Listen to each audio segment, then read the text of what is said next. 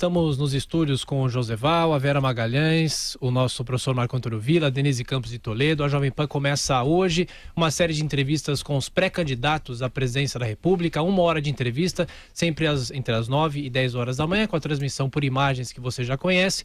Hoje estamos recebendo aqui o deputado Jair Bolsonaro do PSL. Deputado, bom dia, obrigado pela gentileza. Bom dia, eu espero poder contribuir com todos, com essa entrevista, com esse espaço que graciosamente você está nos ofertando. Deputado, hoje nos jornais trazem algumas declarações de Ciro Gomes. Ele afirmou ontem que o senhor tem soluções, palavras dele, toscas para o país, e ele pretende ir, ou quer ir com o senhor para o segundo turno. Será que ele tenta polarizar a eleição com o senhor? E como o senhor rebate essas declarações dele? O que eu vejo no Ciro Gomes, se ele não fala meu nome, ninguém sabe que ele participou daquele evento. Para ele querer ir para o segundo turno com alguém, ele tem que ter voto para tal. E no momento ele não tem. Tanto é que ele continua uma das suas teses, né, e defender um possível indulto para o Lula, tentando atrair os eleitores dele. Eu acho que nós não podemos ter um retrocesso na Lava Jato. Entrando na mesa dessa barganha política, a questão do indulto aos condenados pela Lava Jato. Deputado, bom dia. É bom com o senhor sempre debater, porque muitos políticos brasileiros fogem do debate. O senhor tem uma grande qualidade, que é vir participar do debate, pôr a cara para bater, para apanhar. É assim como funciona a política, né? Então é louvável muito essa sua disposição para o diálogo e tal. Eu fui buscar aqui, no dia 23 de maio, o senhor esteve aqui do ano passado, né? A primeira pergunta que eu fiz para o senhor foi sobre economia. E na minha leitura, o senhor não respondeu. Nesse um ano, acompanhei o senhor para e passo, todos os dias, as questões que envolvem economia. E o senhor continua, na minha leitura, com todo o respeito, não sabendo nada de economia brasileira. Eu queria saber, em síntese, qual é o programa do senhor? Uns 5 pontos, 4, 5 pontos, que o senhor falasse, olha, o meu programa econômico é esse. E não só lembrasse aquela piada que o senhor já repetiu algumas vezes. A Dilma era economista, viu o que ela fez com o Brasil. Quer dizer, o senhor não é a Dilma. Isso não é piada, isso é uma verdade, é uma constatação. É uma verdade. Então, acha que é piada, é outra história. Não, isso mas não é uma boa piada. Agora, aqui é coisa séria. É coisa séria, tratando mas qual o futuro do Brasil. Com uns 4 o que pontos acontece? Você não quer perguntar também se eu sei de coisa de medicina, de agricultura? Não, de economia. Não, peraí. Quem vai administrar um país vai ser um presidente e seus ministros. Sim. Tanto é que eu estou tendo a satisfação de ter o Paulo Guedes como consultor meu nessa área. Perfeito. E ter ouvido muito ele. Você fala em pontos, né? Sim. Ele quer diminuir o tamanho do Estado. 10, né? Tem que diminuir. Privatização, sim, algumas coisas são estratégicas, eu tenho conversado com ele, dependemos do modelo, nós não podemos simplesmente jogar para cima, e ele não quer isso também, o Paulo Guedes, jogar para cima que nós temos, para abater em grande parte a nossa dívida interna. Sim, você tem que abater, mas mesmo assim, as projeções nossas, né? Mesmo você vendendo tudo no Brasil, você vai bater 20% da dívida interna, e o ano que vem vai bater 4 trilhões de reais. Então, um ponto é esse. Eu tenho falado o outro ponto. Nós temos que, quem já não passou, acho que todo mundo já passou algum aperto financeiro na vida, né? Você se preocupa aqui, economizar, no caso privatizando, e o que você pode fazer é um extra. Você vai trabalhar na outra rádio, eu como militar, trabalho à noite, alguma coisa, mesmo sabendo que é ilegal, mas você tem que arranjar um recurso para aquilo, né? Você tem que fazer, digo para ele, tem que entrar mais dinheiro em caixa sem aumentar impostos. Qual seria a fórmula para isso? É desregulamentando, desburocratizando. Eu até falei ontem algo que a imprensa está dando uma certa repercussão, né? A questão trabalhista, você tem que ter uma lei beirando a informalidade, porque ela é muito amarrada no momento. A outra questão que eu tenho conversado com ele, nós temos que agregar valor que nós temos, não é simplesmente exportar, né? Você tem que exportar, sim, mas se você puder agregar valor, bem-vindo. Como é que você consegue entrar dinheiro via, por exemplo, o turismo? Você não faz turismo se não tiver infraestrutura e segurança. E o primeiro passo é ter segurança. Não temos segurança no Brasil. O que é agregar valor à exportação, por favor? Você, por em vez de exportar minério de ferro, vamos supor, eu falo até um absurdo aqui, né? Você, quem sabe, exporte aço, né? Eu sei disso, tá? Depende de energia para fazer o aço, uma série de coisas. E até se a economia nossa não está indo muito bem, tem um lado positivo, olha só, quem diria eu falando disso aí? Você não vai ter um blackout, porque vai faltar energia no Brasil. Eu lembro quando era garoto, tá? Meu pai ia engordar uns porcos pro Natal. O que ele fez primeiramente? Plantou abóbora. Aí 2 meses depois chegaram os porquinhos. O Brasil tem que fazer a mesma coisa. Você tem que pensar no futuro. O que é o futuro? Tem que ter energia, tem que ter uma série de coisas. Agora, quem vai tratar disso, Vila? Com todo respeito ao senhor, tá certo? Eu peço até desculpa se houve alguma coisa que exagerei naquela última entrevista nossa. Foi ótimo, foi a intenção não é aqui eu brigar contigo, com toda certeza tu não vai brigar comigo também não, tá? Então esses pontos, essas questões são as pessoas que estão comigo, que estão chegando de forma voluntária e graciosa, graças a Deus, né? Para ter um bom plano que seja viável. Até tenho dito que o meu plano talvez seja o pior de todos, porque vai estar calcado na verdade. Sobre isso, essa sua parceria com o economista Paulo Guedes, o ouvinte da rádio talvez não saiba, mas trata de um dos economistas mais liberais do país, PhD por Chicago, que é uma escola liberal clássica dos Estados Unidos, e que tem uma ligação com o setor financeiro, setor bancário, setor financeiro, enfim, ele trabalhou para bancos, instituições financeiras até hoje. Queria saber, o senhor, no entanto, como deputado de muitos mandatos, tem uma trajetória parlamentar que é o oposto do que defende o Paulo Guedes. O senhor sempre votou a favor de corporações, contra privatizações, contra a abertura do setor de óleo e gás, contra a abertura do setor de telecomunicações. O senhor disse que o Fernando Henrique merecia ser fuzilado porque propôs uma privatização. Eu queria saber, entre a sua prática parlamentar, e portanto aqui não é achismo de imprensa, não é nada, é algo que está consignado, o jeito como o senhor votou durante a sua vida toda. E o que propõe o Paulo Guedes, não vai uma distância enorme para que se acredite que o senhor realmente vai propor um programa liberal na economia? Primeiro falta uma atualização tua no tocante à questão de óleo e gás. Exatamente o contrário, até com uma visão que todos nós evoluímos, né? Que talvez daqui uns 20 anos... Eu estou falando lá atrás, no governo Fernando Henrique. Até eu votei contra, por exemplo, o Plano Real. Sim. Por quê? Porque isso foi em 94, né?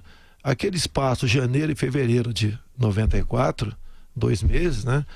Quando começou o 1º de março, começou na CURV, a média do cálculo do salário dos servidores, do executivo, legislativo, judiciário, passou a ser diferente. Nós do executivo, nós do exército, eu queria que fosse usada a mesma média, para chegar o valor atualizado, uma correção um pouco maior. Como não tive aceitação, eu votei contra. Tá certo agora? Era uma pauta setorial contra um plano que era conjuntural para o Brasil inteiro, o Plano Real, né? Eu era Foi uma visão bem eleito basicamente com voto de militares. Eu estava defendendo os militares das Forças Armadas. Né? Tanto é que hoje em dia, o reflexo vem até hoje. O pior salário do executivo é o nosso. Então tem essa questão. Com essa privatização, sim, a gente evolui, tá certo? E muita coisa, independente... do Paulo Guedes até, nós já evoluímos, como disse para você, a questão do óleo e gás. Então nós o atualizamos e tenho consciência que temos que nos aproximar muito das ideias do Paulo Guedes, não 100%, mas quem sabe 95%, 96% das ideias dele, para a gente conseguir sonhar e o Brasil sair desse estado de coisa que nós nos encontramos no momento. Agora, deputado, desculpe, José Val, que é em relação à economia, o senhor falou que o Paulo Guedes, que seria coordenador, que daria as linhas gerais para o programa de governo. Agora, é preciso considerar que nós estamos num momento muito delicado da economia brasileira, em que eu acho que a pauta econômica seria das mais relevantes. Então, é importante que haja um programa prévio de governo a ser apresentado para a sociedade, para que se possa avaliar com uma segurança maior qual o tipo de perfil de quem vai ser eleito. Porque o Brasil não pode brincar com essa questão de ajuste das contas públicas. O senhor falou em relação às considerações da área trabalhista. Haveria alguma revisão de reforma trabalhista, dos direitos dos trabalhadores, a própria condição da privatização, o que entraria na privatização? Se o senhor considera, por exemplo, privatização dos bancos públicos, de Petrobras, de Eletrobras, que já está na pauta do governo. Então, eu acho que por mais que haja necessidade de se ter uma equipe econômica confiável e que saiba o que tem que fazer, tem que ter a postura do candidato, que é quem vai mandar, porque se discordar, manda o ministro embora e pronto. Denise, os programas de governo, como regra, são peças de ficção. Paga-se milhões por esses planos. Então, mas o senhor não pode apresentar um que não seja uma peça de ficção? Eu tenho falado que o meu será o pior deles. Não o pior por ser o pior, mas que será se aproximar, que será realista. Essa que é a ideia. Então, mas quais os pontos? Quando você fala, por exemplo, em reforma trabalhista, CLT, o que eu tenho conversado? O que eu quero, o que você quer, pode ser o melhor do mundo, mas você tem que ter um olhar para o parlamento. Lá nós temos o gargalo. Quando chegou a reforma da Previdência, eu estava no Piauí. Eu falei, não vou votar isso. Falei, não vou votar essa reforma que está aí.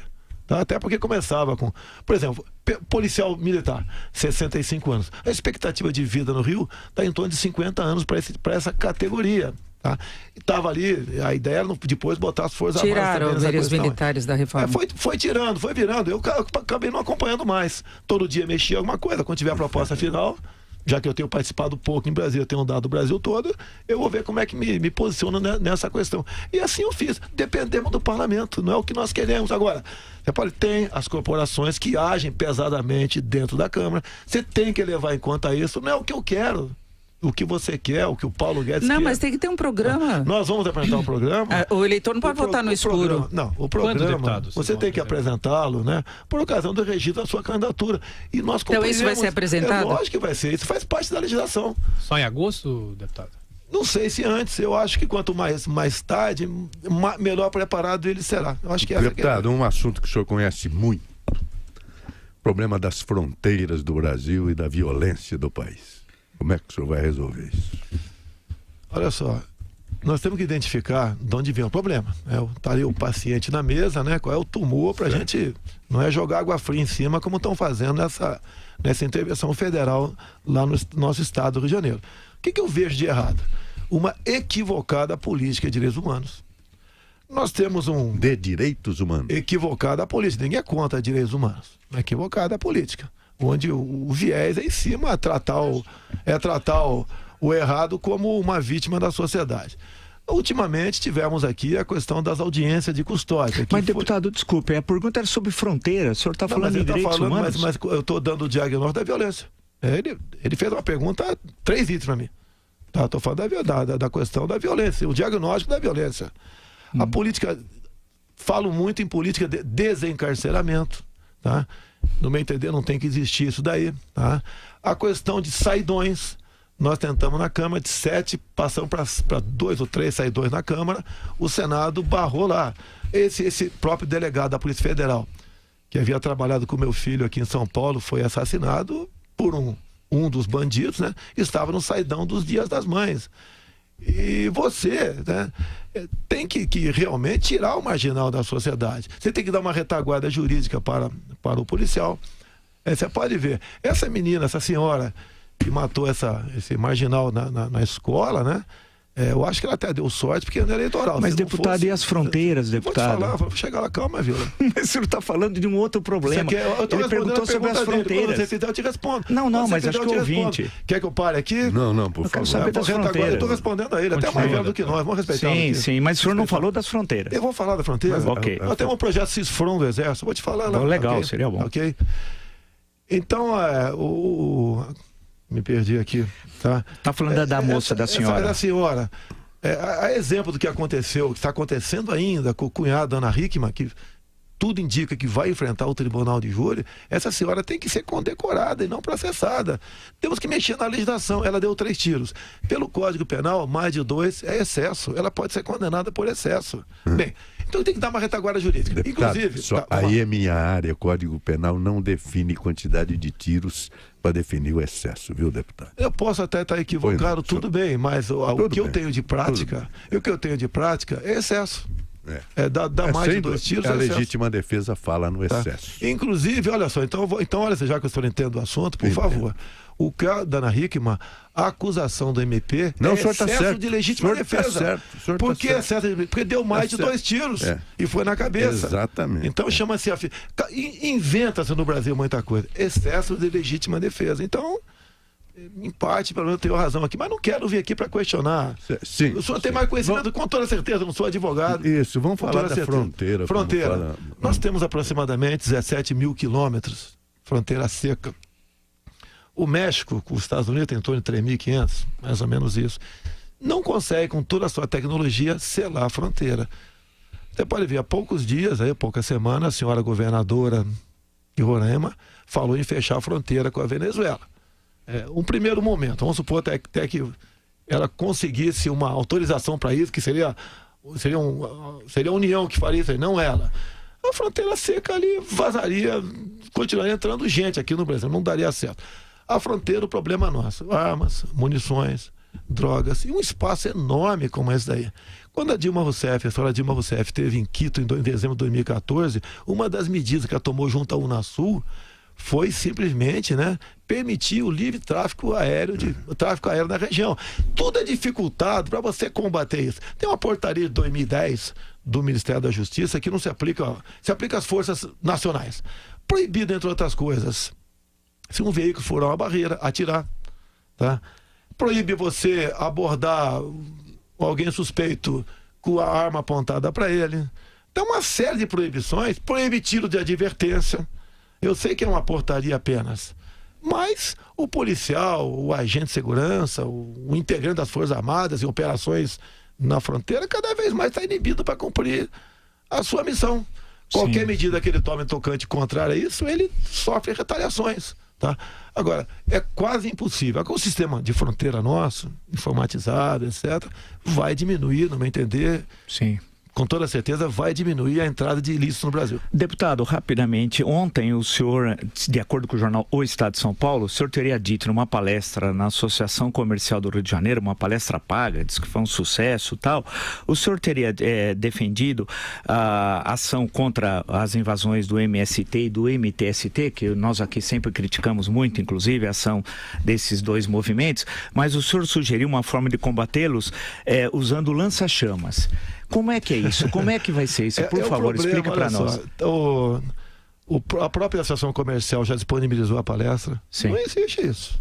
O senhor não disse pegaram lança-chama numa ponta lá, quando fala em educação, que eu gosto de usar figura de linguagem, né? E questão de MST. E outra coisa, Vila.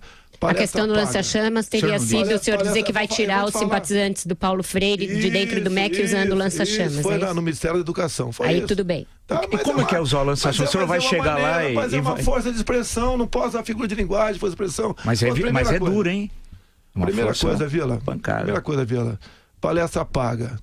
Tá? Foi um almoço. Sim. Que eu não tive participação de nada, não ganhei um centavo por isso aí. Claro. Tá? Inclusive, ninguém foi obrigado a comparecer, não. Quem quis comparecer, e quem quis comparecer não pagar almoço, eu não sei como é que se entendeu lá. Eu não ganhei nada tocante a isso. Mas como é o lança-chamas no MEC, então? Como é que é essa? Por favor, só para o senhor nos explicar. O senhor usou só como papel aceita tudo. Você sabe disso, então, né? O senhor não disse... Papel aceita tudo. Sim, claro. Vai chegar lá. Vamos falar do MST. Ok. Para mim, não há diferença em invadir uma fazenda ou um apartamento. Na propriedade privada é sagrada. Ok. Concordamos. Tá? Concordamos. Então, estamos começando. Quem sabe sai daqui um clima bem bacana. Não, aqui. Mas é sempre agradável. A questão de lança-chama, você pode ver. O PT ficou 13 anos no governo. Você vê as provas do PISA, né? O que acontece? A qualidade da educação nossa caiu. E eles dobraram recursos. Ok? E basicamente a filosofia que impera lá é a do Paulo Freire. É isso que eu falei. Temos que tirar essa influência do Paulo Freire Educação e falei lança-chamas. Qual é o problema? Qual o problema? Lança-chamas é uma arma de guerra. Deputado, é uma arma de guerra. Não, a expressão... Deputado, o senhor é um candidato à presidência. Qualquer expressão que o senhor usar daqui por diante é uma expressão de um candidato à presidência. A não ser que o senhor diga que está falando entre aspas, etc. Deputado, mas não, de verdade. Quantas vezes eu vou falar que vão passar o trator em cima? Você quer passar o trator em cima de alguém? No Congresso, a coisa que mais se fala, vamos tratorar. Mas como é que vai ser o lança-chamas? Explica, só para... A lança-chamas metaforicamente, como é que vai ser concretamente? Ou uma ministra, sim, tá ok? Que busque a mudança via parlamento, o currículo escolar. Mas o PT já saiu do poder, tá, deputado. Okay. O seu discurso todo, como um todo, é muito focado numa contraposição com o PT. Acontece que o governo Michel Temer já tirou o PT do poder. A gente já vive uma era pós-PT. Me parece que o senhor ainda está polarizando com o Lula, sendo que ele está preso. O que o senhor tem para propor? Muita coisa. Muitas instituições estão aparelhadas. Tá? Tem gente lá dentro que tem essa filosofia. Mas o MEC estava com o DEM até agora. O DEM agora tomou uma providência com essa ideologia de gênero. Agora. Depois tem mais de um ano lá dentro. Agora. Porque tem eleições pela frente. Que tem que agradar aqui a bancada evangélica. Setores são contra a ideologia de gênero. Agora chegou na fase da maquiagem. Tá? Quando muitas vezes a gente vai pra rua, eu arrumo minha gravata, né? Escova os dentes melhor, bota um perfuminho, você bota uma maquiagem, né? Botei. Tá certo? Deputado, a gente tem que ir pro intervalo, mas comparando com o senhor na visita de um ano atrás com o professor Vila, o senhor tá meio na linha Bolsonaro, paz e amor ou não? Cada vez mais apaixonado pelo Vila. Agora são 9h20, estamos recebendo o Jair Bolsonaro aqui nos estúdios do Jornal da Manhã, na nossa abertura da série de entrevistas com os candidatos. Um rápido intervalo, voltamos já, você continua na nossa transmissão, som e imagem aqui na Jovem Pan. Até já. Que tal passar as férias de julho com toda a família no resort mais exclusivo do Brasil? O Transamérica Comandatuba tem mais de 80 opções de esportes e lazer, 21 quilômetros de praia, voo direto para o aeroporto da ilha, programação rock and roll, com Camp Rock for Kids e o melhor, agora é all inclusive. Comprando o seu pacote com a To Go Travel, você tem cortesia de hospedagem de 2 crianças e os 10 primeiros que comprarem ainda ganham 10% de desconto nas diárias. Mas corra, essa promoção é por tempo limitado. Ligue 4003-3216 ou acesse www.togotravel.com.br e consulte condições. Transamérica Comandatuba All Inclusive é com a To Go Travel. Fala pessoal, a Bradesco Seguros está trazendo uma grande oportunidade para você em comemoração ao Dia do Seguro, comemorado em maio. Tô falando da Quinzena do Seguro, que traz ofertas até o dia 27 de maio. Um exemplo é o cartão de crédito Bradesco Seguros, com a primeira anuidade grátis para titular e adicional. Você não pode perder essa, né? Fale com o seu corretor, vá a uma agência Bradesco ou acesse nosso site para conhecer todas as ofertas. Bradesco Seguros, com você sempre. A Gocil oferece soluções completas de segurança e serviços para a sua empresa. A Gocil alia soluções tecnológicas, profissionais altamente especializados, com um modelo de gestão operacional desenhado especificamente para o seu segmento e rotina da sua empresa. Nós somos a Gocil, dedicada à prestação de serviços, com inovação e excelência operacional. Acesse o nosso site e conheça mais. gocil.com.br. O brasileiro é tão apaixonado por futebol que aonde você vai tem um campo. Se não tem, inventam. Porque o futebol é raça, união, superação, saúde. E no campo da saúde, quem está em todo o país é a Neoquímica, que leva remédios de qualidade a todas as famílias do Brasil. Neoquímica, o remédio da família brasileira. Venha saborear o melhor da culinária francesa no Freddy. Experimente nosso almoço executivo, R$ 99,00. Entrada, prato principal e sobremesa. Você vai ver como o ambiente sofisticado, a qualidade no atendimento e a dedicação no preparo fazem toda a diferença. Freddy, ícone da gastronomia francesa. Rua Pedroso Alvarenga, 1170, no Itaim Bibi. Reservas pelo telefone 3167-0977. 3167-0977. Acho que ainda não passou, né? 9h23, a Jovem Pan está entrevistando o candidato do PSL, Jair Bolsonaro, abrindo a nossa série de entrevistas nessa última hora do Jornal da Manhã. Bom, depois da declaração no bloco anterior, o professor Vila começa esse bloco. Deixa eu perguntar uma questão para o senhor. É a seguinte, quando eu ouço o senhor falar, Depois da acompanho... declaração, você ia perguntar sobre os gays. Não, eu acompanho muito todas as questões do senhor, o dia a dia por obrigação de ofício aqui na Jovem Pan, conjuntura política e tal, e muitas das declarações que o senhor faz, me parece que é base muito no improviso e no voluntarismo, que não há uma coisa concreta e o senhor vai falando conforme a questão aparece e tal. Um exemplo concreto. Ontem é atribuída ao senhor, então eu digo atribuída porque não sei se é verdadeiro ou não, o senhor teria dito também na ação comercial do Rio de Janeiro, de acordo com o jornal O Globo, que o senhor extinguiria o Ministério do Meio Ambiente. Então o senhor parece aquele sujeito que joga o bebê com a água suja do banho fora. Quer dizer, uma coisa é os excessos eventuais do Ministério do Meio Ambiente, outra coisa é a extinção. O senhor defende efetivamente a extinção do Ministério do Meio Ambiente? Fusão. Há uma diferença muito grande. Fusão. Com a agricultura? Fusão, sim, com a agricultura. Se eu não me engano, o Canadá tem isso, eu não me engano. O que eu vejo em Brasília... Olha, Vila, com todo respeito a você. Sim. Eu estou em Brasília, eu conheço, eu vejo as coisas cara a cara, diferente de você que às vezes vê pela mídia aqui, por jornais, né, outros órgãos de informações ali. Tá? Sempre há um conflito. Você pode ver, questão ambiental. Se você for para o campo, como eu tenho ido junto ao agronegócio, à agricultura familiar, eles têm um terror em receber um fiscal do IBAMA, do ICMBio. Eles vão lá e a multagem corre solta. Okay? Eles têm um pavor no tocante a isso daí. Agora, você tem que botar, não é deixar de fiscalizar. Você tem que fazer com que o produtor rural tenha até o prazer de receber um fiscal. E num primeiro momento, oriente como deve ser a multa de trânsito. E no segundo momento, se não chegou a um acordo...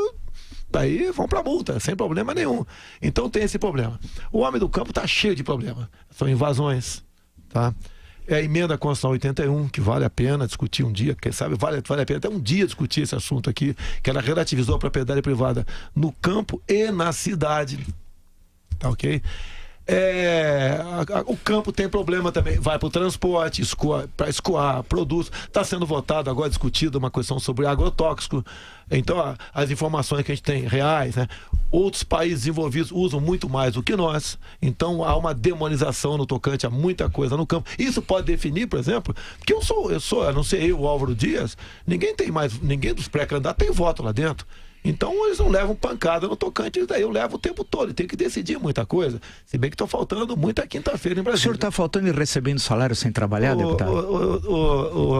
Todo mundo. Não, quando você falta as sessões... Mas está sendo descontado todas as faltas do senhor ou o senhor recebe por um trabalho que não faz? A falta nossa é pela votação. Se não tem sessão quinta-feira e você está nos Estados Unidos, você vai receber seu salário. Há quanto tempo o senhor não vai lá? Espera aí. O prezado Marco Antônio Vila, vamos com calma aí, pô. Sim. Vamos calma aí. Eu tenho meus furos, tá? E você, se tivesse... Então o senhor reconhece que está recebendo sem trabalhar? Não, estou reconhecendo. Eu poderia trazer meus contra-cheques aqui, estão sendo descontados religiosamente. Então todas as suas faltas estão sendo descontadas? Eu não entro com... Inclusive, você pode ver, antes nessa pré-campanha minha, eu era também, de vez em quando tinha faltas, né? E eu comecei a ver, mas como é que tem tanta falta essa? Porque eu não justificava. Outros que justificavam não tinham falta. E a Folha de São Paulo, no final do ano, fazia um release ali, eu era um dos mais faltosos, lá do Rio de Janeiro, por exemplo. Mas é que eu não justificava, porque eu não tenho cara de pau de justificar a falta para receber salário. Voltando a questões que envolvem aí os principais desafios da presidência da República, e sem dúvida uma das principais delas é a reforma da Previdência. O senhor tem dito que vai fazer uma reforma, mas que ela é diferente da do Michel Temer. Eu queria saber se o senhor vai mexer nos privilégios do setor público, que é um setor ao qual o senhor é muito ligado, e se o senhor vai incluir os militares, as filhas de militares e tudo mais na sua proposta de reforma da Previdência. Começar do final, filha de militar, desde 2000 foi colocado um ponto final nisso. Se bem que em 60, Vila, nós tínhamos o nosso pecúlio lá. Nós cuidávamos da nossa previdência, no caso a pensão militar. E uma vez nós cuidando, daria para quem bem entendesse. Bem, o governo na época resolveu pegar essa grana e honrar o pagamento das nossas pensões. Então a pensão da filha do militar, sim, isso foi corrigido em 2000. E o senhor vai incluir os militares na setor? Não acabou, é só quando todas morrerem e os que tiverem na ativa aqui para ter filhos, vai ter acabado. Quem já está recebendo, você não tem como tirar. Não, mas a forma como os que vão tendo filhas ainda tem os que têm esse direito, isso continua. Você pode corrigir isso daí. Então, isso é um absurdo. Sem problema nenhum. A gente sabe, inclusive, mas houve uma revisão de fraudes, por exemplo, que elas recebiam no caso de não casar. Houve uma revisão e a justiça acabou derrubando isso daí. O senhor não acha que esse é um erro? Porque a gente sabe das que não casam formalmente para conseguir receber. E os militares têm uma despesa, um peso enorme. E se eles vão ser incluídos no regime geral? Então, o Ministério da Marinha fez um estudo na época, né? Se os recursos nossos tivessem conosco, que nós não fizemos como postales, né? Não faríamos como postales, comprar papel na Venezuela. Nós, né, teríamos para pagar por 108 anos a pensão da filha do militar. Então, mas pode separar isso? Olha só. O que está feito, você não tem como desfazer. Tá? Você tem razão. A minha filha hoje em dia será pensionista. Você tem razão. Você tem razão nisso aí. Eu acho que isso é uma distorção. É uma distorção que você pode ver. Sem problema nenhum. Agora, as filhas que nasceram até aquela época é outra história. Não, aí não, mas aquelas de fraude que não casam, mas tem renda, tem que ser em casamento. Não, mas eu vou te falar uma coisa contra mim. E não interessa se a filha do militar é casada ou solteira, ela ganha a pensão. Então você tá entendendo? Eu não vou esconder nada de você. Mas tem um custo. Tocante a isso. É lógico que tem. Em relação ao regime geral, como é que o senhor vai fazer? Como a filha do servidor civil, se eu não me engano, até... Também tem benefício. 80 e pouco, tem ideia. Também era solteira. Aí havia fraude. No nosso meio, não. A casada tem direito à pensão também. A última reforma, inclusive, ela deu uma certa restringida pelo número de pensões. Você poderia acumular mais de uma. Agora, se não me engano... Por que a reforma atual não foi aprovada? Mas em relação aos servidores em geral, deputado? Tem o lobby, tem um filtro chamado Câmara e Senado, tá ok? É como disse para você, começa botando o policial militar com 65 anos, não dá certo isso aí. Eu acho que o fuzil tem que ser uma arma e não uma bengala.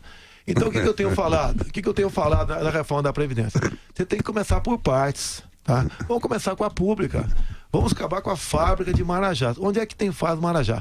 Eu vou falar que eu conheço, Câmara Municipal do Rio de Janeiro, que eu fui vereador lá. Você tá ganhando 10 mil por mês e tem um cargo com comissão de 10 mil. 8 anos depois você incorpora 10. Mais 8 anos você incorpora mais 10. Vamos, pelo momento, acabar com as incorporações. Até porque o nosso querido prefeito Eduardo Paes, quando deixou a prefeitura, ele estendeu esse direito de acumular aos servidores do Executivo.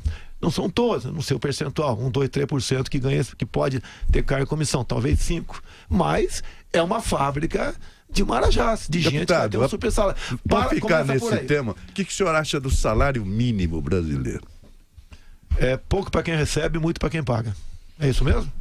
Quando o salário mínimo nós decidimos em Brasília, os parlamentares, era comum, Vila, você ter romaria de prefeito pedindo, pelo amor de Deus, não acolha aquela emenda que está aumentando R$1, porque o meu município ali já está no teto. É comum. Então o salário mínimo é tal negócio. Se você quiser aumentar o salário mínimo, isso não vai fazer parte da... Você tem que aumentar o salário mínimo de acordo com a inflação. Agora você não pode deixar o aposentado para trás também. Cada vez mais você afunilando, daqui a pouco está todo mundo ganhando um salário mínimo. Essas coisas são complexas. Tá ok? E como resolver isso aí? Pelo amor de Deus, me ajude a resolver isso aí. Claro, então, eu não, o senhor que vai ser presidente que vai ter de resolver. Eu só e a sua equipe, caso seja eleito. Porque o senhor fez uma breve referência ao Rio. Vamos pegar o Rio de Janeiro e a intervenção lá no Rio. O senhor teria dito, então sempre não teria dito, porque o senhor esclarece disse ou não disse, lá no Rio de Janeiro ontem, que a sua intervenção seria, caso o senhor fosse presidente, teria sido diferente, não seria como o governo fez. Seria uma intervenção, não sei se de mais de curta duração tal. Não. Falei que faltou planejamento. Você pegar o vídeo, né, não é você vai resolver em 3 semanas como isso, saiu. Apareceu. Então o senhor não você disse vê um vídeo que não é esse daí. Sim. Se eu tivesse me equivocado, eu me desculparia aqui agora. Perfeito, não me equivoquei. pedindo para o senhor esclarecer. Vila, olha só. O comandante militar do Leste ficou sabendo na quinta-feira de carnaval ali, depois da quarta-feira de cinza, do problema do caso. Ele estava de férias, inclusive. A equipe do Temer, que foi o Temer, foi o Moreira Franco e foi o Raul Jungmann. Decidiram na terça, quarta-feira de carnaval ali, não foram pular carnaval, né? Resolveram simplesmente jogar para a plateia. Não houve qualquer planejamento no tocante a isso. Zero planejamento. O senhor é contra ou a favor? Mas o senhor votou a favor, né? Eu sou contra a intervenção feita sem planejamento. Mas o senhor votou a favor no Congresso? Votei favorável, sim. Até porque você está botando vidas em risco, não só do outro lado, como do lado de cá também. Quer ver uma coisa, Vila? Sim. Você deve ter algum amigo que prestou serviço militar obrigatório, com toda certeza. Todo mundo tem aqui. Eu fui dispensado por excesso de contingente na minha época, foi em 73. Hoje em dia, quase todos que servem são voluntários. Você pode imaginar um garoto de 20 anos de idade, vibrando, torce aí pro Corinthians, pro Flamengo, tem sua namorada, tá? Vai pra praia, ele tá agora, ou de madrugada, nessa intervenção lá no Rio de Janeiro. E de repente ele recebe uma salevada de tiros. Reage. Vamos supor que haja um ricochete e ter essa arma dele, matar o inocente. Vamos lá. Você acha justo pegar esse garoto, submeter a uma auditoria militar, vai ser condenado de 12 a 30 anos de cadeia? Quem é o responsável por isso, Vila? Tá certo? Então você não pode... O senhor não poderia ter apresentado uma emenda nesse sentido, deputado, quando a proposta chegou na votação? Eu não perco tempo com coisa que você não vai... Mas é uma questão propositiva. Se o senhor acha que isso é um problema conceitual... Eu tenho projeto de lei em Brasília falando do excludente de licitude para o militar em operação. Se eleito, o senhor mantém a intervenção? O senhor manteria a intervenção ou faria com o novo planejamento? Que falou que eu não essa que está aí, não. Eu jogaria a responsabilidade também, repartiria a responsabilidade com o parlamento. O senhor faria uma nova intervenção, então, no Rio? Você pode fazer. Tem estados no Brasil que, proporcionalmente falando, são mais violentos que o Rio de Janeiro. O senhor faria em outros estados a intervenção? Você não tem efetivo para isso tudo. Olha só, o policial, com o excludente de licitude em operação, ele dá conta do recado. O policial, ele tem muito mais medo do capa preta do que do bandido. Então não deu para entender, deputado. O senhor vai levantar essa e decretar uma outra, e aí só no Rio e não em outros estados, vai expandir para outros estados? Atender, mas tem que dar uma retaguarda para o pessoal trabalhar. Não pode, após a operação, o policial ia responder para um tribunal, uma auditoria militar. Agora, isso não pode acontecer. Deputado, o senhor falou da dificuldade de aprovação de uma emenda, que o senhor pudesse tratar desse assunto, que é uma área que o senhor entende mais. Como presidente, se for eleito, como é que o senhor vai vencer as dificuldades que se tem de articulação no país, com o excesso de partidos que nós temos, com a velha história do toma lá da cá? O senhor, como parlamentar, deve saber exatamente como funciona o tipo de negociação no miúdo, no varejo que se tem de fazer, troca de cargos, como virá toda essa situação? Olha só, na Nova República, o Dirceu está na segunda cadeia. Tá? Na primeira foi em função do quê? Dinheiro vivo para comprar voto. Certo, Vila? Sim. Engenheiro Vila, mensalão. Tá falando mensalão. Mensalão. Tá. Nesse segundo tempo, o tal do Petrolão. Tem muita gente respondendo o processo, não sei se tem alguém preso por causa disso já. É aquela questão da propina legal. A empresa, em vez de dar por fora para você, a empresa dá para o teu partido te repassa, e o objetivo é o quê? Comprar voto. O senhor nunca recebeu dinheiro dessa forma? Através do seu partido? Nem o delator falou nada até agora, né? Mas lembra que nós conversamos aqui a história daquele dinheiro que o senhor recebeu, viu? Isso. Aí o senhor passou o partido e o partido devolveu para o senhor? Não, eu falo da JBS para você, eu falo. Sim. E o terceiro tempo agora, comprar voto. Quando um presidente negocia, dá para partido tal ministério, também está comprando voto. Concorda, Vila? Também está comprando voto. E eu acho que essa prática não pode continuar. Porque aí, o que eu sinto, o que eu vejo, né, que eu constato dentro da Câmara, é a origem da ineficiência do Estado e corrupção. Vila, em 2014, Vila, a legislação mudou no tocante a doações. Você não podia, o empresário não podia doar, você tinha que doar para o partido. E o partido, ao repassar para o candidato, ele diria de onde estava vindo aquele dinheiro. Então, quando chegou na minha conta do partido R$200 mil, eu fui ver quem era o doador originário, JBS Friboi. Naquele tempo não existia a figura da propina legal. Estava legal aquele recurso, Vila. Mas o que eu fiz? Sabendo dos empréstimos da JBS, junto ao BNDES, e que era para comprar apoio parlamentar, eu simplesmente fiz um cheque nominal, devolvi o dinheiro para a origem. Eu não fui para a JBS. Que era o partido. Era o partido. E pedi do partido o fundo partidário, que é outra receita. É isso que aconteceu. Nada mais. Mas então, se tem 3 formas de propina legal, a seu ver, qual vai ser a sua forma de negociação com o Congresso, tendo em vista que o senhor é de um partido muito pequeno, incapaz de sozinho aprovar qualquer tipo de medida? Nunca nenhum presidente teve um partido majoritário lá, né? Acho que chegou a 70, 80, o PT, por aí. Mas já houve alianças, né? Do seu partido sem nenhuma aliança. Disso, né? Ministério, o meu ex-partido PP, era o senhor Paulo Roberto Costa que negociava isso lá. Você vê o Roberto e o CEF. Então, mas como driblar isso tudo? Bem, vamos lá. Tem um grupo de aproximadamente 50 deputados que tem crescido, que tem gente boa dentro do parlamento, não é todo mundo farinha do mesmo saco, como diz, que querem realmente fazer algo para o Brasil. E esse grupo tem que ter uns 50, sei que está pequeno, pequeno. Está crescendo. Nós queremos conversar com os parlamentares de forma individual. Tirar daquele jugo do líder partidário. Tá?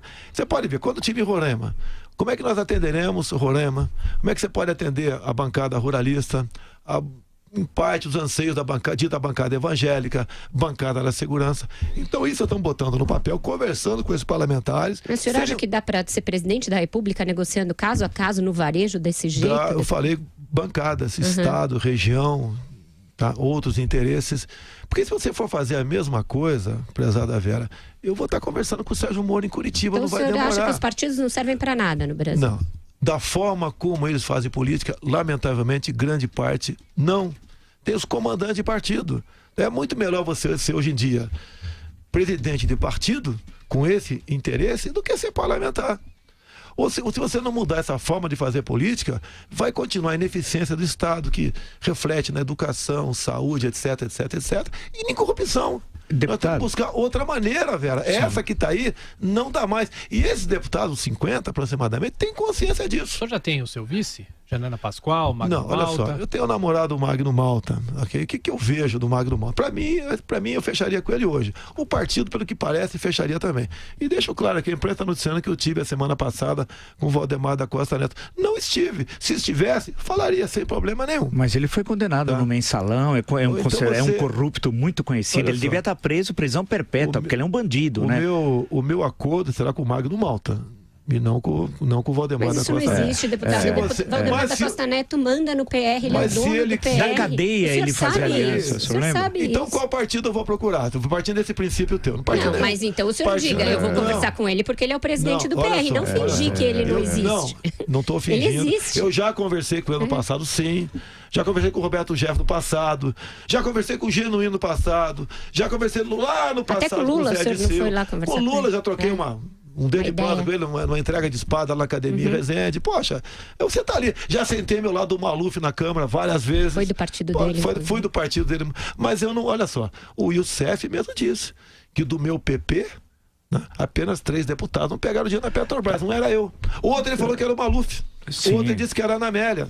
Tá certo? Agora, você tá ali dentro, eu não tenho como deputado, dizer que... Perfeito. Deixa eu só perguntar uma questão, já que o senhor é candidato a presidente do Brasil, algo tão importante, nós falamos naquele encontro quando o senhor esteve aqui, sobre algumas questões de política externa, tanto no campo econômico como no campo político. Como que vai ser a política externa do senhor, do Brasil, e a questão dos acordos econômicos? Qual é o papel do Mercosul, da União Europeia, da globalização? Como é que o Brasil vai se inserir nessa nova ordem econômica internacional? E no campo político, por exemplo, qual é a nossa posição em países que desrespeitam os direitos humanos, como a Venezuela? O senhor anteriormente fez uma questão sobre direitos humanos, que é uma linguagem mais vulgar, feita por noticiário policial, que não entende a importância dos direitos humanos, que não é direito para bandido, é direito para cidadão de bem. Agora, como é que vai ser a política externa num eventual governo do senhor?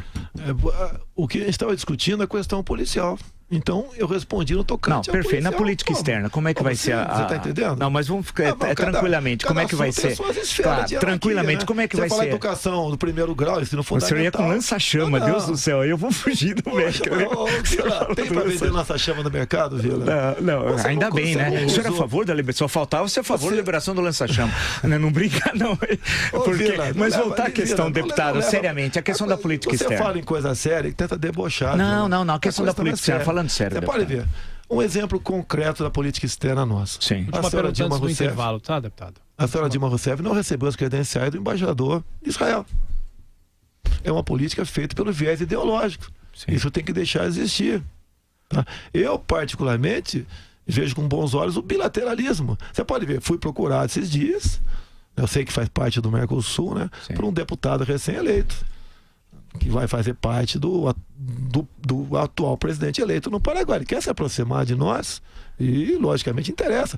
O Paraguai, eu sei que o PIB do Paraguai é menor que de muitos estados no Brasil, mas estão crescendo 7% lá. Mas o nosso exemplo não pode ser o Paraguai, com todo respeito ao Paraguai. Nós somos um grande país, né? Eu acabei de falar para você que o PIB do Paraguai é menor que muitos estados do Brasil. Perfeito, não, o senhor tem razão. Eu sei que com toda certeza você entende muito mais economia do que eu. Só que eu sou uma pessoa muito mais humilde. Não, perfeito, mas não tanto assim. Mas a política externa, qual é a relação com os Estados Unidos e com a Europa? Deputado, Vila, desculpe, em homenagem à sua humildade. Vamos fazer um intervalo comercial. Inverno, junte já seus pontos. Padaria, drogaria, junte pontos no instante. Barzinho, lanchonete, até no restaurante. Compre pontos, ganhe pontos, vale até da sua empresa. Junte pontos com parceiros. Liberdade é uma beleza. Inverno, junte já seus pontos. Junte pontos usando o seu cartão de crédito no dia a dia ou comprando nos nossos parceiros. Inverno, junte já seus pontos. Já falei, chama a Pancron. A Pancron resolve. Pancron Indústria Gráfica, bom dia. Oi, é verdade que vocês são feras em artes gráficas e que sempre conquistam os melhores prêmios na impressão de material promocional, livros e revistas? É verdade. Ufa, ainda bem. O meu chefe mandou chamar vocês. Já estamos indo. Pancron Indústria Gráfica. Toda vez que você quiser qualidade, prazo e preço, não tem jeito. Chama Pancron. São Paulo 3340-6901. A Pancron resolve. Ela é espetacular. Ela é a titular. De quem estou falando? Da cerveja proibida. A cerveja número 10. Proibida é a cerveja que você convoca para ver seu futebol em casa ou no bar com os amigos. Proibida é espetacular. É a titular. É a cerveja número 10. Mas olhe fair play. Beba com moderação. Jovem Pan discute economia, a economia brasileira em perspectiva. Em ano de eleições, economistas, empresários e consultores debatem as estratégias de política econômica que devem ser adotadas para garantir o crescimento sustentável de longo prazo. Com a presença de Guilherme Afif, presidente do Sebrae, Henrique Meirelles, ex-ministro da Fazenda e pré-candidato, Zeina Latif, economista-chefe da XP Investimentos. Dia 28 de maio, a partir das 8 horas, no Tivoli Mofarrege. Oferecimento XP Investimentos. Assessoria de verdade, sem custo. Abra sua conta. A Jovem Pan é som e imagem. Assista ao Jornal da Manhã em seu computador ou celular, pelo YouTube, Facebook e nas nossas plataformas. Agora são 9h44. Quer repetir, Joseval? 9h44. Ô, deputado, a Vera tem uma questão aqui, professor, mas eu já queria colocar a seguinte questão. O senhor, não sei se o senhor acredita em pesquisas, mas o senhor tem uma rejeição de cerca de 50%. Num segundo turno, isso é danoso, não é? Eu acho que todo mundo está próximo disso, né? Você pode ver, quem vota no PT, a princípio... Ou mais, né? Quem é o antagonista dele? Sou eu, joga pra cá. Agora, no segundo turno, no meu entender, hoje, diria, eu não acredito muito em pesquisa, não, tá? Minha pesquisa é quando desço em aeroporto, quando encontro o povo na rua, converso com um taxista. E eu não tenho obsessão pelo poder, então estou tranquilo no tocante a isso daí. Mas hoje em dia seria eu, quem está em segundo é a Marina, tá? Que está junto com o Ciro também. Vai depender de que o PT, no meu entender, resolver dar uma forcinha, tá? Vai continuar essa polarização. E acredito, entre eu e mais um, Vila, eu acho que o voto está decidido na cabeça da maioria das pessoas de imediato. Você acha que o senhor vai com quem, então, para o segundo turno? Marina ou Ciro, não sei, para mim tanto faz. Pegando uma carona no que a Vera disse, e aqui em São Paulo, o senhor apoia quem para governador? Bom, o quadro não está definido ainda. Tem o Dória, que falou que você acabou de falar nos Estados Unidos que seria um desastre, né? Eu nunca ataquei o Dória. Paulo Scaff. Eu sou simpático, vou falar que sou simpático, esse Scaff, não conversei com ele sobre isso. Pode ser até que ele não queira me apoiar, então eu sou simpático. Márcio França. O Márcio França vem do sistema atual. Tá? O senhor não vai apoiar ninguém, então prefere se manter à distância? Eu estou tão fraquinho nessa questão de base eleitoral. Não, né? Aqui em São Paulo, o senhor não vai ter... não vai desses candidatos que estão aí, eu sou simpático ao Scaff, isso que eu posso dizer. Deputado, o senhor enfrenta aí 2 denúncias no Supremo. Uma daquele caso da deputada Maria do Rosário e outra mais recente, em que a Procuradora-Geral da República, Raquel Dodge, denunciou por acusação de racismo. Racismo é uma cesta de denúncia. Ok. O senhor, nos 2 casos, tentou que as denúncias fossem rejeitadas com base no seu direito parlamentar à livre opinião e nos 2 casos isso não foi acatado. Agora que o Supremo decidiu que crimes comuns devem ser julgados em outras instâncias e, portanto, tirados do Supremo, o senhor pode mudar a sua estratégia para tentar que os processos desçam para a primeira instância? A estratégia é o meu advogado, por coincidência, que me ajuda, está aqui do meu lado aqui agora. Tá? Essa é a estratégia. Tá? Eu não é apenas imunidade parlamentar por quaisquer palavras, opiniões e vozes.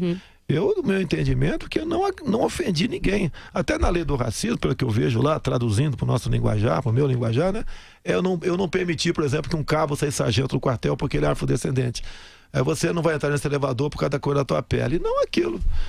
Pode ser algo de mau gosto, falar que ele pesava 7 arrobas, sim, pode ser, me desculpo até, sem problema nenhum. Mas foi num ambiente lá de absoluta tranquilidade.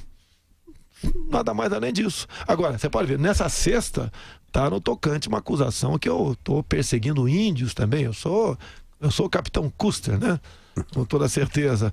Porque eu tenho falado que hoje em dia... General, ele era general. Mas eu sou capitão, General, Vila, pelo amor. Era general. Você tá coçando o tempo todo. E morreu em Little Big Horn. Eu tô achando que isso é amor, Não. Eu quero, se você me permite, quando acabar o programa, dar um abraço. Claro. Mas o senhor acredita que essas denúncias vão adiante, que elas podem ser um impeditivo para a sua candidatura, Vera, por exemplo? Impeditivo não, até porque não dá tempo, né? A não ser que haja uma catástrofe, haja algo anormal no Supremo Tribunal Federal. Agora, isso prejudica, eu tenho que explicar como... Por exemplo, por estar discutindo outra coisa contigo agora, estou discutindo isso. O que eu falei com a questão de índio? Depender de mim, não teremos mais 1 centímetro quadrado para índio. Isso a senhora Raquel Dodge, a sua assessoria, entendeu que eu estou agredindo o índio. Também me acusou de xenofobia. Nós não podemos ter um país aberto, como abrimos na última lei de imigração nossa. Fui em Roraima ver os problemas lá, tá certo? Então, essas questões entram na bolsa. O senhor vai revogar a lei de imigração? Essa que tem que ser mudada. Não é que eu vou revogar, depende do parlamento, eu vou propor. Propor a revogação e a troca pelo quê? Propor uma nova lei. Deputado, não ficar um país sem fronteira como nós temos no momento aí. Tem muita gente aqui nas redes sociais, Joseval, deixa eu só colocar essa pergunta para ele, falando que pesquisas mostram que 80% dos eleitores querem um candidato novo. O senhor seria esse novo? No tocante ao executivo, eu sou virgem. Tá? Não tenho nenhum cargo, inclusive nunca indiquei uma pessoa mais humilde que seja para ocupar um cargo no executivo. Eu estou lá dentro do parlamento. Inclusive, você pode ver, eu nunca votei com partido nenhum. Apesar de ter integrado o PP, entre outros partidos, nunca votei com partido nenhum. Tanto é que eu estou fora dessas maracutaias que tem por aí. Porque o que um parlamentar tem para negociar dentro do Congresso? É o seu voto. O executivo vê apenas seu voto. Eu sempre votei de acordo com o meu entendimento do pessoal que estava do meu lado. tá ok? Os outros são velhos, Ciro Gomes, Geraldo Alckmin. Olha só, você vê o Ciro Gomes, que tem falado a meu respeito, né? Ele continua falando que quer um indulto pro Lula. E daí ele falou... Mas ele negou, né, isso? Tanto lá na Suécia, naquele português inglês dele, quanto ontem. O que ele negou é o seguinte, o que ele falou foi o seguinte... Ele disse que o Lula nem pode ser contemplado porque o Lula não se julga culpado. Agora você pode ver o Hélio Gaspari, que ideologicamente não se afina comigo. A questão de 5, 6 semanas, um domingo lá, ele falou que no balcão de negócio, Vila, para composição de quem vamos apoiar no futuro, né, está o indulto para o pessoal do Lava Jato. E escreveu o Hélio Gaspari que o único pré-candidato dos que tem chance que não aceitariam isso, segundo o Hélio Gaspari, é o Jair Bolsonaro.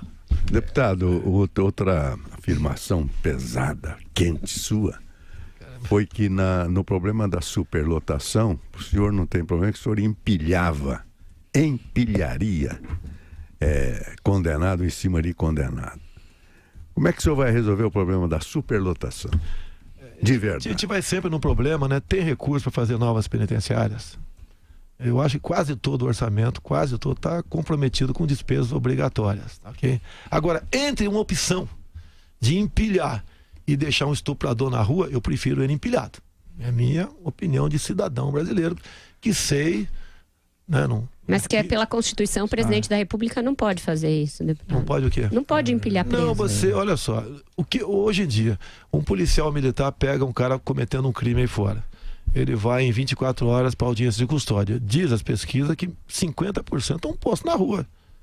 Isso, você pode ver, os saidões mesmo, é uma maneira, sei que é um alívio temporário, mas tem que deixar de existir. Mas aí, deputado, o que eu presumo que a Vera esteja querendo dizer é o seguinte, os estados é que têm a responsabilidade pela segurança pública, pelos seus presídios e tal. Evidentemente que o governo federal tem alguns presídios federais e tal. E seria uma mudança na legislação, não dependeria, portanto, do presidente da República, mas sim do Congresso Nacional, que teria de alterar a legislação que os estados aplicam. Então, o que dá a entender muitas vezes quando o senhor fala, me desculpe dizer para ser muito sincero, é que é um desconhecimento sobre as atribuições do Executivo Federal. A impressão que dá que o senhor fala assim com indignação justa, correta, e mostra às pessoas que o apoio com sinceridade. O senhor tem hoje, lidera as pesquisas eleitorais, falei isso aqui várias vezes, as pessoas identificam no senhor uma possibilidade de mudança, mas o que chama a atenção, eu estou sendo muito sincero, é que o senhor parece um cidadão comum e não um candidato a presidente da República de uma das maiores economias do mundo, né?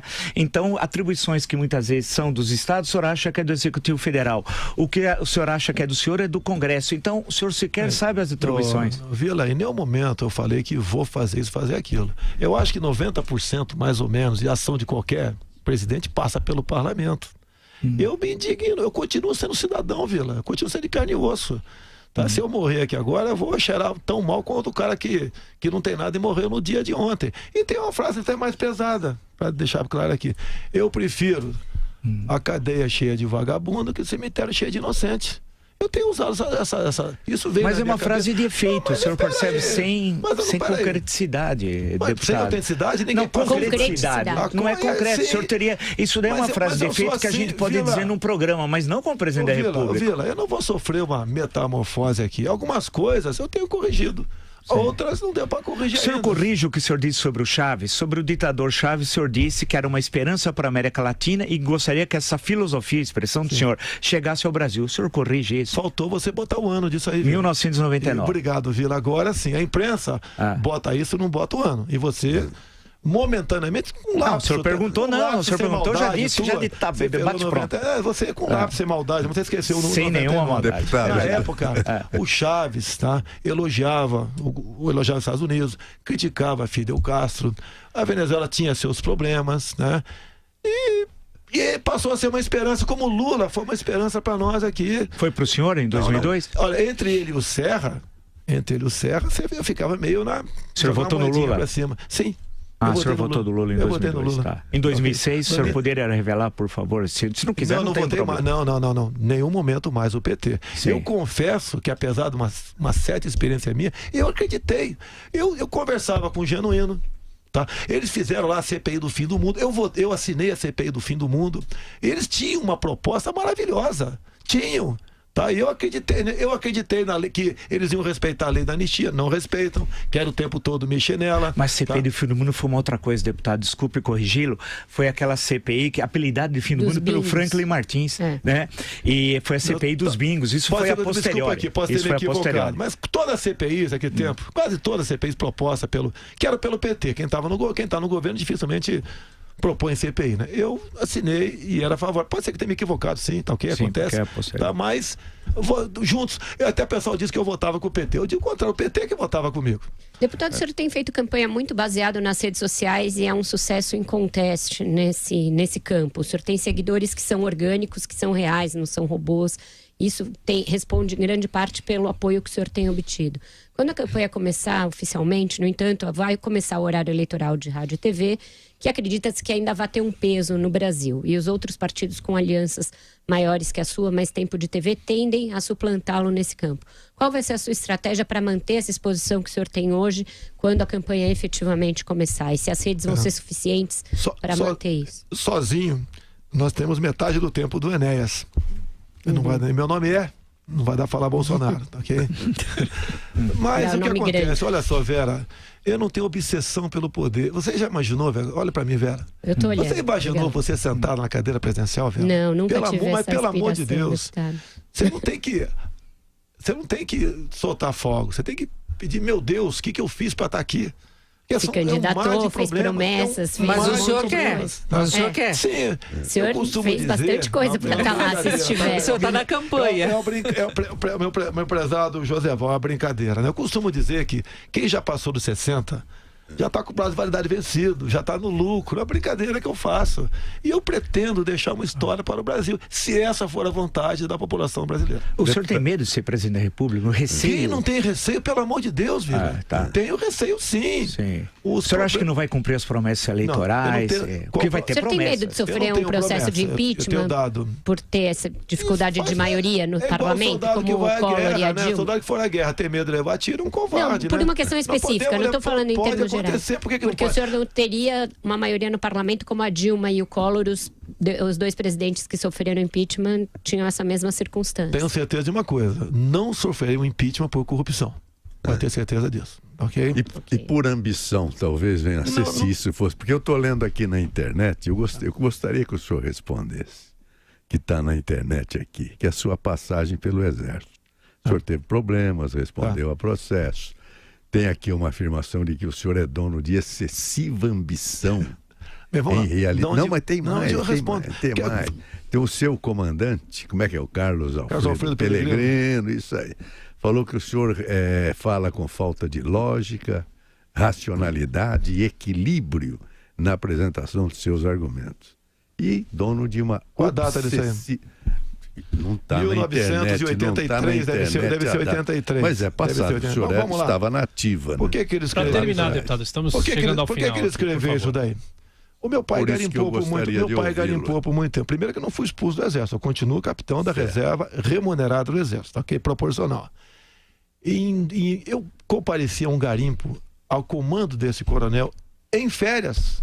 Peguei mais 5 militares, vão para um garimpo na cidade de Saúde, na Bahia, Nova Serra Pelada. Eu já garimpei na minha vida no Vado Ribeira. Eu sempre tinha um jogo de peneira, pedras e bateia, ouro, e fui para lá. E quando voltei, se faz um conceito reservado, e esse foi um conceito reservado, porque eu fui num garimpo, o comandante falou que eu tenho excessiva ambição por recurso, por dinheiro. Inclusive, quando eu respondi outro processo na frente, perguntaram para mim, tá? Se eu achei ouro no garimpo. Eu falei, se eu tivesse achado ouro, eu não estaria aqui. É muito simples o negócio. Coisa da vida. Ser garimpeiro, inclusive, dá um programa aqui, né? O garimpeiro tem que ser tratado como cidadão no Brasil também. Deputado Jair Bolsonaro, vamos agradecer a sua presença. O senhor não gostou muito das perguntas, mas como eu vi uma grande publicidade a seu respeito, eu vou usar aqui. É melhor Jair se acostumar. Então, o senhor é um homem público, é melhor Jair se acostumando. Obrigado. E antes das considerações do senhor, só amanhã eu queria lembrar, teremos nesse mesmo espaço, das 9 às 10, o candidato do PSOL, Guilherme Boulos. Muito obrigado, deputado, pela sua presença. A Jovem Pan, como o senhor acaba de ver, continuará no seu trabalho de prestação de serviço e com a oportunidade de apresentar os nossos candidatos a presidente da República à sociedade brasileira. Peço a Deus que nos ilumine a todos para que possamos todos, tomar uma boa decisão em outubro e escolher o melhor para o nosso Brasil.